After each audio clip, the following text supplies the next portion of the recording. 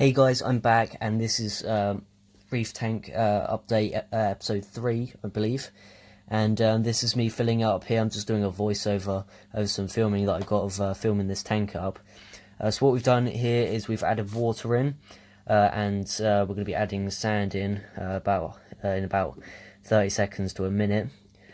So this tank is, as I said in previous videos, it's 125 litres, but with rock and sand we're looking about, actually no, we did measure it, it's 105 litres to be exact, but we are going to be adding more real reef rock into this tank, so you're looking at about 100 litres once you got it all set up. Corals, I mean, it's a little bit, but it all adds up really, anything you put in the tank.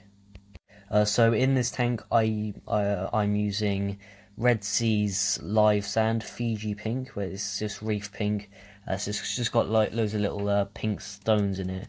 And then there is a smaller size than this. It's like a really fine one. That's a little bit too fine because you get sand blown everywhere. This is a perfect size 10 kilogram bag, which was, to be honest, it was a tiny bit more, but I will I can just get rid of a little bit of sand if it's too much. Well, it is a little bit too much. A little bit, it's not much, but it was close. So yeah, here's a little overview. This is about half full now. It didn't take quite, actually took quite a while to fill up. I don't know when we actually did it. It was a few days after Christmas, I think, 28th. Oh no, it was actually, no, it was the 1st of January, actually. So yeah, this took about, well, we had loads of water ready, because we've got a it's about 60 litre reservoir of salt water. We make our own salt water. We don't buy it. We make it, fill a 60 litre tank up with RO, and then we put the salt up to 35 ppt. So we just put a few jugs in to empty the 20 litre bucket, otherwise it's too heavy. And then so you can see all the sand kicking up there. We've already put the sand in there. And the tank was very misty. You couldn't really see for it for about a day, but the next day you could start seeing the rock, which was good. So I've been puffing through it every day, so to make sure the sand is agitated. So we're nearly there now, and on to the second part of the video where I'm going to show you the tank where it's all cleared up a few days later. And so here's the tank full up with water.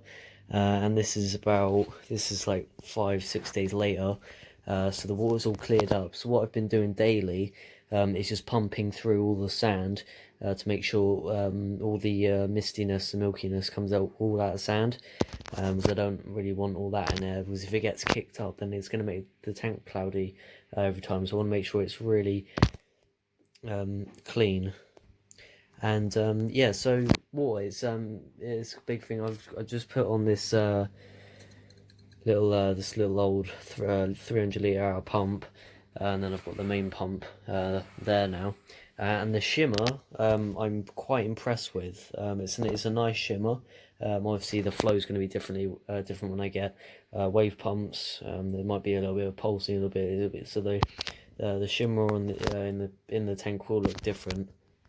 But so far, I'm really impressed with it. I didn't think it would be this crazy with the amount of shimmer in the tank is quite a bit, and it's very natural as well. It's not really disco ball-y like like the AI primes. They don't have really this kind of shimmer. This is really natural shimmer. It's very nice, like it. So I've just been keeping the two Red Sea lights on just low power, because I don't want to be growing some of these some green all over these rocks so early on with the tank. So there's nothing green or brown on the tank on the rocks now. It's been running so low power. Yeah, and the sand is I'd say it's a little much than what I'd like. I would like a little bit less sand, so I might take some out and possibly put it in my dad's new tank, which will, I don't know when that'll be here really. But yeah, but I have tried to get as much sand as I can down the around the back to make sure that I don't have loads at the front, so the sand at the back as well. All the way around the rocks, so to make sure they're stable. You don't want them tipping backwards or whatever. And in the last video I did get loads of comments saying I wouldn't have your rock too close to the back wall because of diatoms and that and thing. But what I'm thinking of doing then is getting a sand sifting starfish, which is, but it is, they eat diet, so it's in their name. They sift the sand, they eat all the algae and diatoms all in the sand, so it'll clean them all out, go all around the back. And I'd only need one because they go, apparently they're supposed to go absolutely crazy with eating this stuff, so much that they'd probably die run out of food.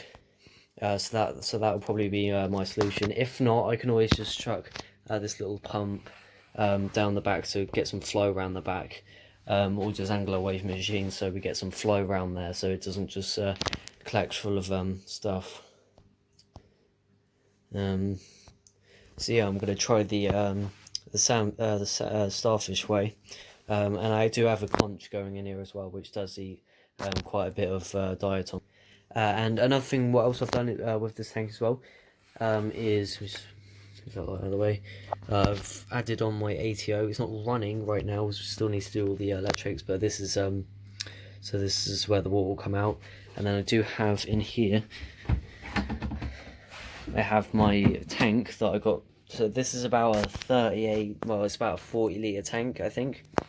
So it's just an old. It's just an old Hagen tank. You can't even get these anymore. They're like 20, 30 years old.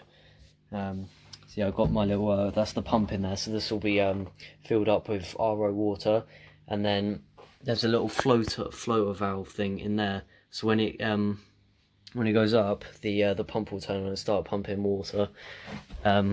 Make sure this water line is above that red line, which is, it's a tiny bit under now, but as I said, it's not running right now. There's nothing in here because I need to be taking this out so I can do all my electrics and stuff, which will be up here as well. And you can see the shelf is raised up, so it's usually right in the middle. But what we've done is, so they're the original holes. You can kind of see a little hole in there, and we've drilled holes higher up and put these tabs in to raise the shelf up, just so we've got some room to be filling this tank up whenever we need to, which probably won't be that often because we've experimented a little bit and it seems to be evaporating about 1 litre a day, and that's in the winter as well, where there's cold air around it, so the water will be more attracted and be pulling up to the air more. So in the summer, basically, it will evaporate a lot less. But winter, litre a day, which isn't that much, and if this is a 40-litre container, we should be able to get at least a month out of this thing, hopefully, which would be nice. So what I'm thinking is having my doser up on here, and then I'll be having the containers down here, calcium and alkalinity. Probably won't be dosing magnesium. Well, I will need to, but it'll be like a weekly thing. It'll be nothing. I've already got my 2-channel dose, so I'm actually gonna. It's a little spoiler here. Yeah, TMC doser 2-channel.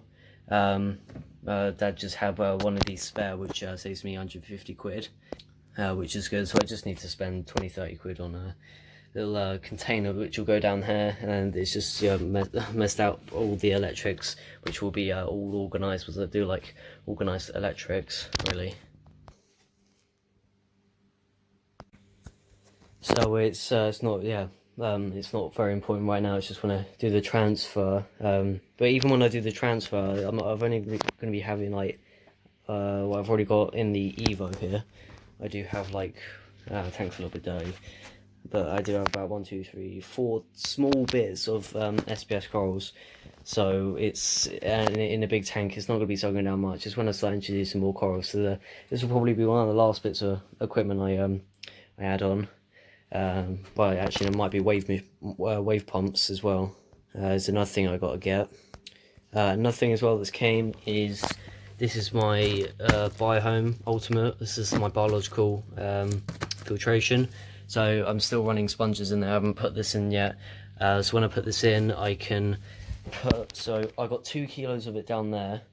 So I put 1 kilo in here, and I put 1 kilo. Well, I put everything that I got in here into the new tank, which will give it a little bit of boost with live bacteria, and then we'll just fill up the whole rest of it with, if we've got any more room, which I think we should do.